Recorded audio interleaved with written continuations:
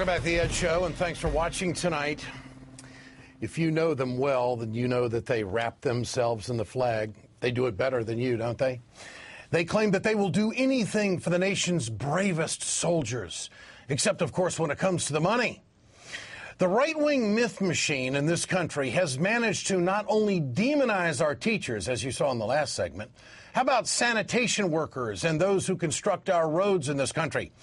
They managed to lay the state budget crisis right at the feet of our firefighters as well. And it's happening everywhere, from John Kasich's Ohio to Chris Christie's New Jersey.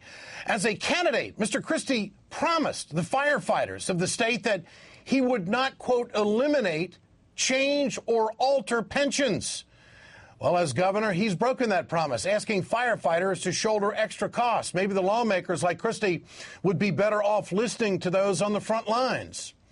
Guys like Mark McLeese, the fire chief in Syracuse, New York. At a recent ceremony, McLeese spoke against the attack on pensions. He said, quote, "The last time I checked, there were no plaques with the names of bankers who died in the line of duty.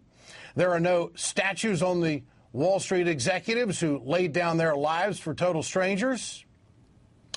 Joining me now is Harold Schaitberger, General President of the International Association of Firefighters. It represents 300,000 firefighters and paramedics across the country. Mr. Schaitberger, good to have you with us tonight. Ed, thanks for having me on your show. What's the most important thing you want to tell the American people tonight, Harold? That the attacks on the retirement plans of firefighters and paramedics that is occurring all over this country is unwarranted, it's unfounded, and it's based on basically a myth. And that is that so many of our plans are in such drastic condition. The fact of the matter, Ed, is that over 80% of the retirement plans of firefighters and paramedics are funded at 80% or better. They are not in terrible unfunded situations. And you mentioned New Jersey when you began this part of the show. Let me talk about New Jersey. Let's go back to Christine Whitman, that in 1994 and 1995 basically stole $3 billion out of the New Jersey pension plans in order to provide tax cuts that she had promised during her campaign. Since that time, that state has never paid more than 58% of its obligation each year into that retirement plan, while firefighters and paramedics paid every single month out of every single paycheck. And for 4 years, they never paid a single penny into those plans. They basically took that plan from a $7.5 billion surplus.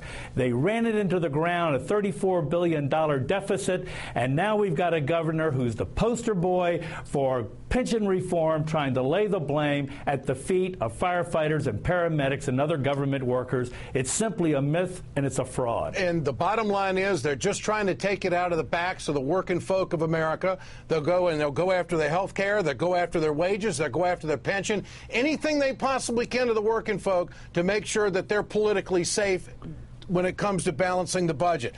Now, some states that deny employees collective bargaining, like Nevada and also North Carolina and Arizona, are running giant deficits over 30% on spending. What do you make of that? Well, first of all, the deficit. We do not deny that this country has gone through a very horrific economic crisis, which hopefully is the economy beginning to turn. We do know there are budget challenges at the state and the local level. But I can tell you that the members of the IAFF and the firefighters that represent our workers all across this country have been working with their local governments. We have been giving back wages in Santa Barbara and Tulsa. We've been giving back raises that were negotiated in the past in San Francisco and Warren, Ohio. We're coming to the table to do our part. But this attack on the pension systems, Ed, I've got to get this in. This is really all about the money. This is not about trying to reform pensions. The pension benefits have not changed over time. These unfunded liabilities, they do increase and they shrink as an economy grows and as sometimes an economy shrinks. When the markets go down, the assets for a short period of time, yes, they will go down.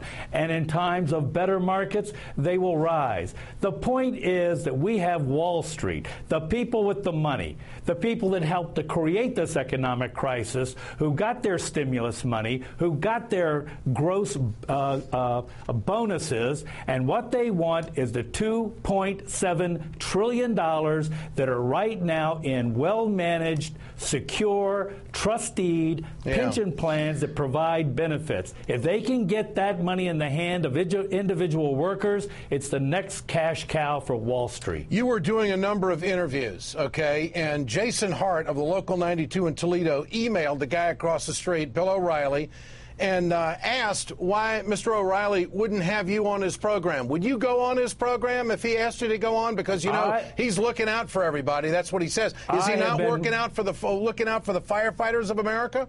I have been waiting for an invitation from Mr. O'Reilly and Mr. Hannity. I hate to plug his show. I want to go on Fox, but and I want to challenge them. Okay, well, if you just say what you just said tonight, I'd like to hear what they come back and say to you on. But the fact of the matter is that Jason Hart is a conservative, and he listens to Limbaugh and Beck and that whole crowd over there. Mr. Jason Hart, I'd like you to come on the Ed Show tomorrow night. And I'll give you the real answers. The conservatives across the street, they're not fighting for those school teachers. They're vilifying them.